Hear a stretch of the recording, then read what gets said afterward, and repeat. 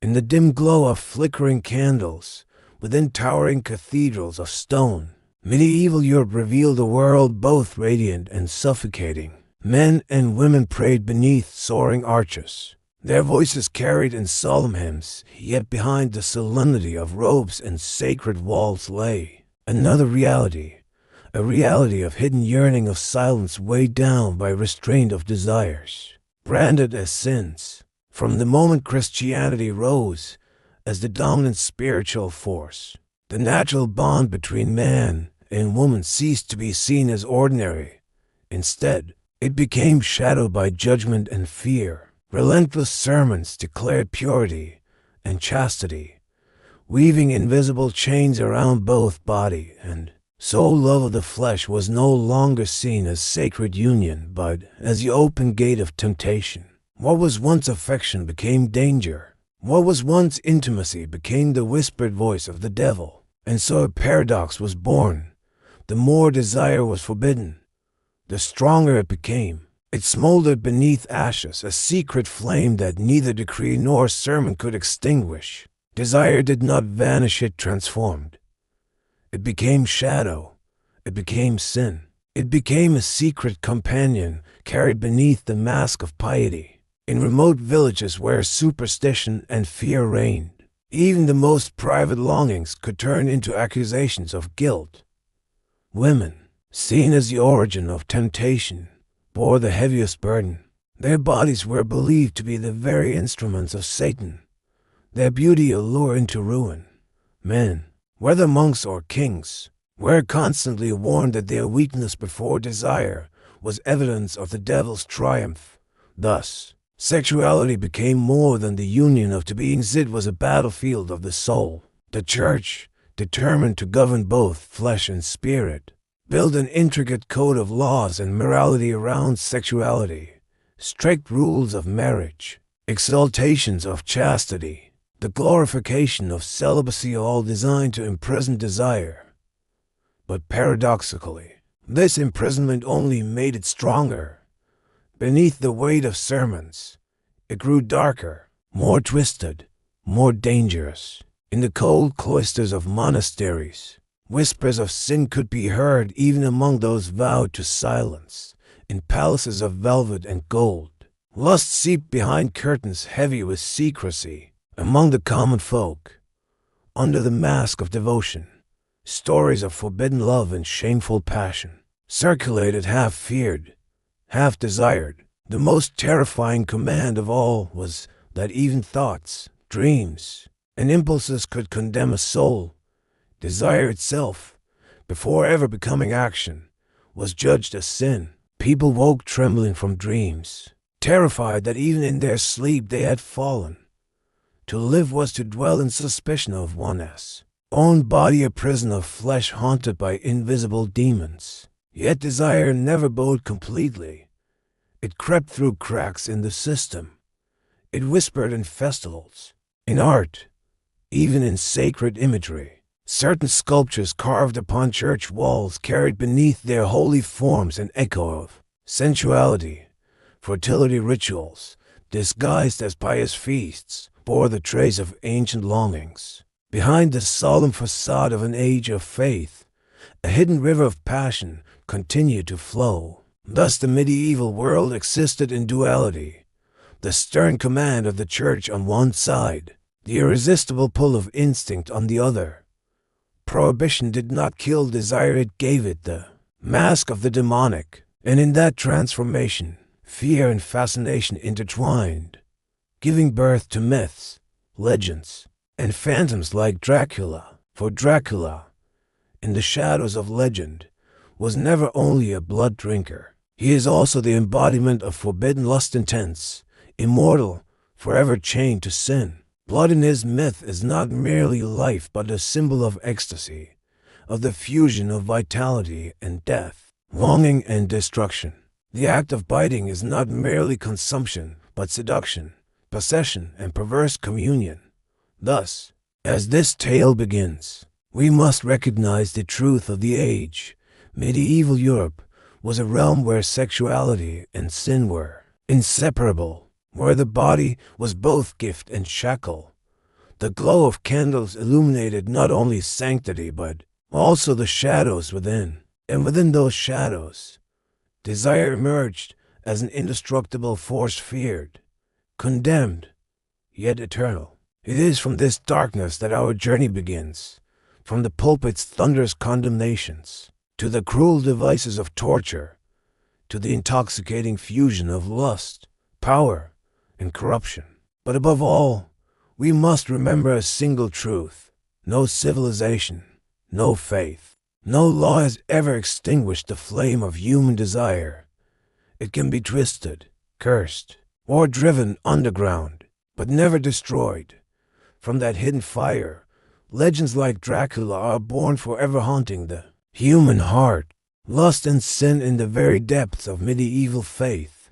Lust bore the face of sin, not a visible sin committed in public, but an invisible corruption that crept silently into every thought, every breath. The church, wielding sacred authority and absolute severity, transformed sexuality, the most primal instinct of humanity, into a burden, a chain binding the soul. Its origin lay in Scripture, in the tale of Eve and the forbidden fruit. This was not merely the condemnation of a single woman in myth, but the indictment of all womankind.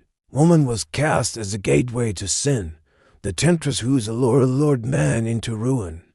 Her body became a battlefield of suspicion, branded as the dwelling place of Satan's cunning snares. From that moment, every act of fleshly pleasure bore the stain of corruption, an unholy reminder of humanity's fall. The church thundered from the pulpit that every touch, every stirring of passion, every shiver of instinct was a step toward damnation. Even marriage, the only union sanctioned, was deemed acceptable solely for procreation. Any indulgence in pleasure, even within wedlock, was regarded as abuse of God's gift. Thus the body became a mirror of sin, and desire an ever-present shadow haunting the faithful. Yet the more it was condemned, the more it mutated. Desire did not die. It retreated into the depths of the unconscious, resurfacing in dreams, in secret thoughts, in wordless fantasies. Men awoke in terror, believing they had sinned even in sleep. Sermons declared, "To lust in your heart is already to burn in hell." Thus, people lived in fear of themselves, trapped in an endless cycle of longing and shame. This repression was not merely spiritual. It was a calculated instrument of control. The church understood, to rule the soul, it must bind the body, and to bind the body, it must convince mankind that even the smallest impulse was sin. Love, marriage, intimacy, these ceased to be private matters and instead became subjects of clerical scrutiny. Ironically, in damning lust, the church only intensified its power. Prohibition gave it a new form. Desire became obsession, took on the mask of the demonic. What had once been simple human union was recast as the whisper of darkness, irresistible precisely because it was forbidden. Folk tales of the age testified to this obsession. Legends of witches, of secret pacts with the devil, of priests seduced by village girls all reveal the same truth. Lust could not be exorcised, only demonized.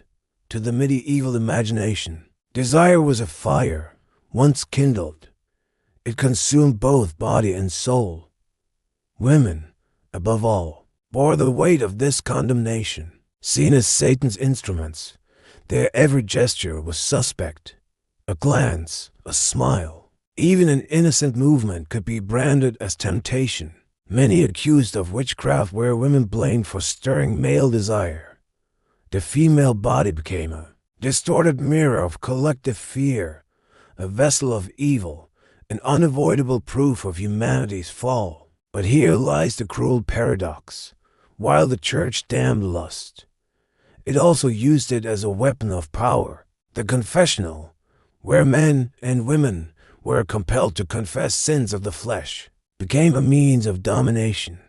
Priests, cloaked in divine authority, listened as believers poured out their most intimate thoughts. surrendering not only their privacy but their autonomy over desire. In the very act of condemning lust, the Church carved it deeper into human consciousness, turning it into a wound that never healed. At its core, lust and sin were two sides of the same coin. Once labeled sinful, desire gained an allure it had never possessed before. The more people feared it, the more they longed for it, the more they tried to flee, the more it followed. For instinct cannot be annihilated, it can only be exiled into shadow, where it grows monstrous and seductive. And it is here that the legend of Dracula finds its voice. For Dracula is not merely a creature of blood, but the incarnation of cursed desire, fierce, eternal, bound forever to sin. His thirst for blood is also a hunger for flesh, for possession, for a dark ecstasy that entwines pleasure and death. Each bite is more than survival, it is seduction, violation, communion. Thus the medieval soul stood suspended between two flames, the fire of faith and the fire of instinct. One promised salvation, the other threatened damnation, yet both burned in the same heart. Desire, even branded as sin, remained ever present, as inseparable from light as shadow itself. Sexuality and torture, instruments of pain and desire when lust was condemned as a crime. It was not punished merely in sermons or confessions. It was inscribed into flesh through the horrors of torture. The Middle Ages were an age of fire and iron, but perhaps the most haunting legacy lies in how the human body became the stage, where desire and agony entwined, where punishment became a grotesque ritual of both pain and perverted pleasure. For the Church and secular powers, torture was never only about punishment. It was a tool of correction, a forced penance, a violent purification of the soul. But beneath this holy mask lay a disturbing truth. Torture often bore the twisted mark of sexuality, where pain and pleasure became inseparable, where terror and desire were bound in cruel intimacy. The devices of torture were not merely machines of suffering, they were symbols, iron embodiments of society's fear and fascination with the flesh. Their design did more than wound the body. It mocked the very organs of pleasure. The iron maiden, a coffin lined with spikes that pierced but did not kill outright. Its embrace was cold, metallic, and intimate, mocking both the sanctity of the virgin and the cruelty of lust. To be locked within was to undergo a grotesque parody of union, a deadly embrace in which purity was twisted into torment. The pair of anguish was small, vile device inserted into the mouth, the anus, or the vagina, then expanded until the body tore. Pain was certain, but its design betrayed something more sinister. It targeted the very gateways of human pleasure. By desecrating these parts, society proclaimed that the seat of desire must be the very site of annihilation. The Judas cradled a sharp pyramid of wood upon which victims were slowly lowered, forced to endure penetration that was neither consensual nor merciful. Agony mingled with degradation, turning the act of violation into a ritual of punishment. Even its name, invoking Judas the betrayer, suggested that desire itself was treason against faith, and betrayal must be punished through the body's most intimate passage. It was no accident that women were most often the victims. Those accused of adultery, licentiousness, or witchcraft bore the brunt of such punishments. The female body, already branded as the vessel of temptation, became the canvas upon which society enacted its fears and its violence. Public executions and tortures were staged not only to punish, but also to humiliate, transforming female pain into spectacle. Crowds gathered not merely to witness justice, but to experience a forbidden thrill, the mingling of horror with a voyeuristic fascination. Thus torture was more than physical agony, it was theater. It reenacted the Church's eternal narrative, desire dragged into the open, shamed, violated, and destroyed. Yet the irony was inescapable. In the very attempt to eradicate lust, torture re-inscribed it upon the collective mind. Devices meant to destroy desire also made it unforgettable, fusing it forever with the memory of iron, blood, and screams. Psychologically, torture united the roles of torturer and victim in a dark communion. The torturer wielded absolute dominance, experiencing a corrupted ecstasy in the breaking of flesh. The victim, though consumed by suffering, endured violations designed to mimic the very act of desire. Pain and pleasure became indistinguishable, and in this blurred boundary lay the true horror. The deeper truth emerges. Desire, when forbidden, does not vanish, it transforms. It returns as the desire to dominate, to destroy, to watch another suffer. Torture became the perverse stage where society dramatized its obsession. Lust as sin, lust as betrayal, lust as corruption, and in destroying it, they gave it darker life. It is here again that Dracula's shadow looms. For the vampire's embrace is nothing if not a fusion of seduction and death. His bite is an invasion, a penetration both intimate and violent. The victim feels terror, yet also an intoxicating pull, the mingling of blood and desire, of pain and ecstasy, echoes the same paradox enacted in the torture chambers of the Middle Ages.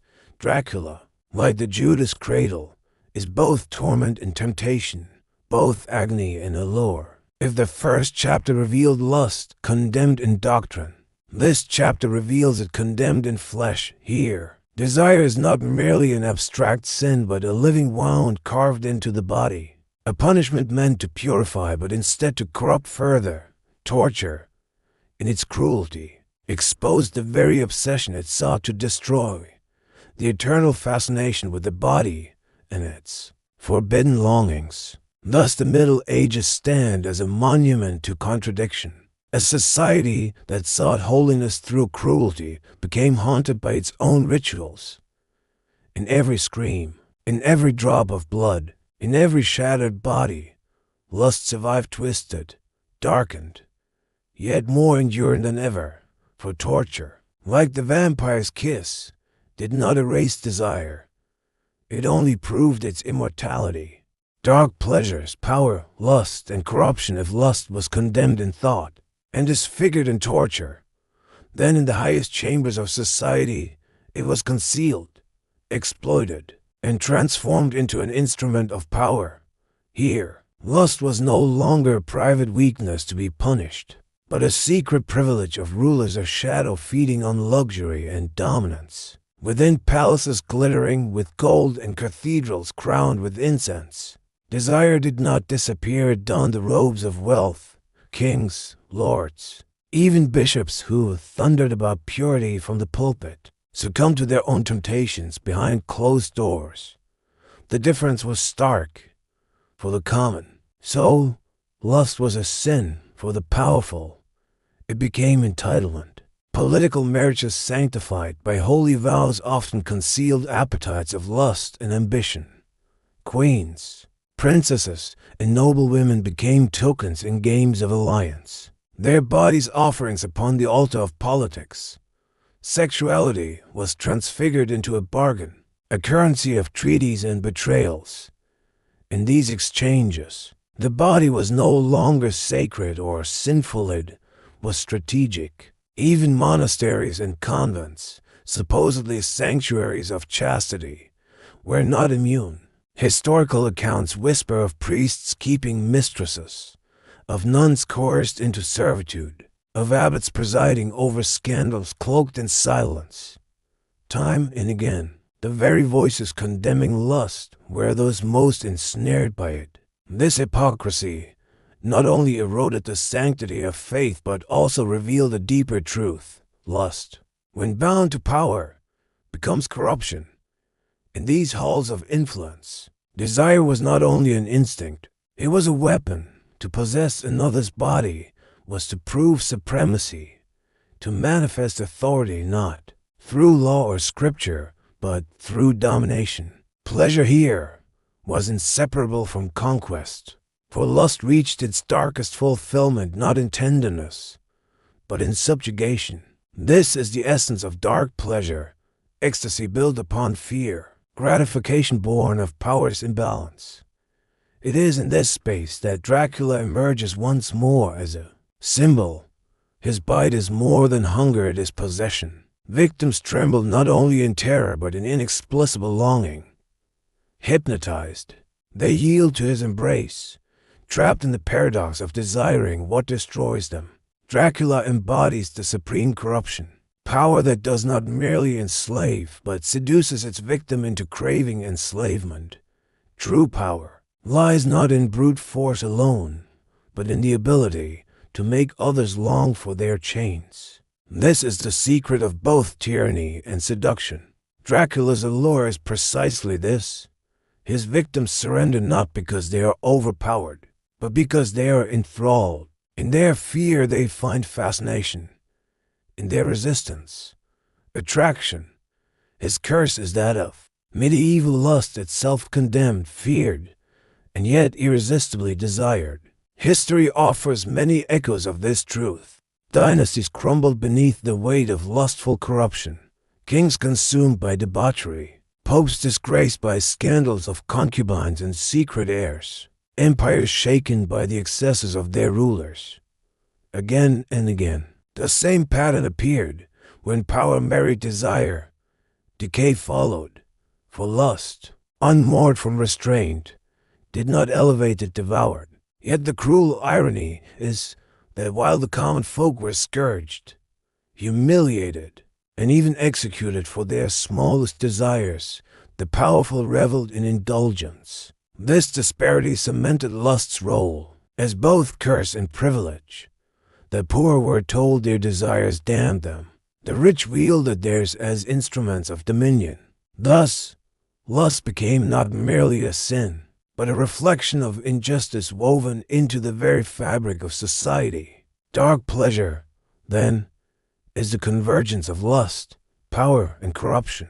It is not the meeting of two souls in consent, but the intoxication of dominance, the ecstasy of watching another bow. It thrived in medieval society, draping itself across both peasants' fears and rulers' decadence. Dracula, in this sense, is eternal not because he drinks blood, but because he reveals a truth that transcends centuries. Lust, when entwined with power, becomes immortal corruption. His curses are an allegory of a humanity forever torn between desire and destruction. To the medieval imagination, lust was never innocent. It carried with it betrayal, collapse, and the whisper of damnation. But perhaps the true terror was not in lust itself, but in what men did to wield or to crush it. For in their struggle, they created the very monsters they feared. Thus, the tale of dark pleasures is not merely medieval history, but an eternal mirror. It shows us that lust, when denied, turns monstrous, when wielded, corrupts, and when enthroned, destroys. It cannot be extinguished, it only changes form, shifting between shadow and crown, between dungeon and throne, between flesh and eternity. And from these shadows, Dracula still rises forever, the embodiment of humanity as most dangerous paradox, that what we condemn most fiercely is often what we cannot stop desiring. Through the corridors of the medieval world, we have witnessed three faces of desire, condemned as sin, distorted through torture, and exalted yet corrupted in the halls of power. Each reveals a different mask of the same force, and together they form a portrait of an age, defined by contradiction. At its heart lies one truth. Desire was never destroyed, it only changed shape, surviving even in the deepest shadows. From the pulpit, lust was cast as humanity's most dangerous enemy, for it was not an invader from without, but a traitor within. Unlike armies or kingdoms that could be fought with swords, desire lived in every thought, every heartbeat. Thus the church branded it as the devil's whisper, the root of corruption, the inheritance of Eve's betrayal. Yet in damning it so absolutely, they ensured its permanence. The more lust was cursed, the more it haunted the human mind. In the chambers of torture, society sought to annihilate lust by desecrating the very organs of pleasure. Devices like the Judas cradle or the pair of anguish were not only machines of pain, but grotesque parodies of sexuality itself in tearing apart the body. Society hoped to cleanse the soul, yet in truth, these rituals engraved desire even deeper into memory. Pain and lust became entwined, and the more violently desire was punished, the more indestructible it seemed. Among the powerful, lust was not condemned but weaponized. Kings and bishops cloaked indulgence in secrecy and hypocrisy. For the weak, lust meant punishment. For the strong, it was privilege. Political unions turned women into pawns. Monasteries became theaters of hidden corruption, and rulers wielded desire as a tool of dominance. Here lust revealed its darkest form, not a fleeting passion, but a machinery of control. Taken together, these phases of medieval lust show us that prohibition did not purify it, perverted. What was natural became monstrous. What was intimate became political. What was private became public spectacle. And from this endless contradiction emerged a haunting truth. The more men fought lust, the more they bound themselves to it. It is from this abyss that Dracula rises, not merely as a monster of blood, but as the incarnation of forbidden desire itself. His hunger is more than survival, it is possession, ecstasy, domination. Each bite upon the neck is an act of both violation and seduction, where pleasure and death dissolve into one. He is the medieval dream made flesh, desire damned, and therefore eternal. But the question remains, has humanity escaped this shadow? The Middle Ages have passed, yet the struggle between desire, sin, and power continues. Modern society no longer wields iron maidens, yet invisible chains remain moral codes. Societal expectations, the subtle manipulations of authority, scandals of political lust, crimes of suppressed desire, the commodification of pleasure all prove that the river still flows beneath the surface. Thus, Dark Desires is not only a story of the medieval world, but a mirror held up to our own. Dracula's legend persists because it reveals a truth we cannot escape. That desire is both curse and fire, both danger and vitality. It cannot be exercised, only acknowledged. The true question, then, is not how to destroy desire, for that is impossible, but how to confront it. Will we continue to cast it into shadow, where it festers and turns monstrous? Or will we dare to recognize it, to face the darkness within ourselves without disguise? Dracula stands as an eternal reminder. Shadows cannot be slain, only revealed. To bring desire into the light does not erase it, it makes it undeniable. And in that revelation lies both beauty and terror. Desire is the seed of creation, and as the herald of ruin. This is the legacy of the Middle Ages, and the message that lingers still. Lust, sin, and power will forever intertwine, like blood and night, like life and death, like an eternal curse haunting the heart of humanity.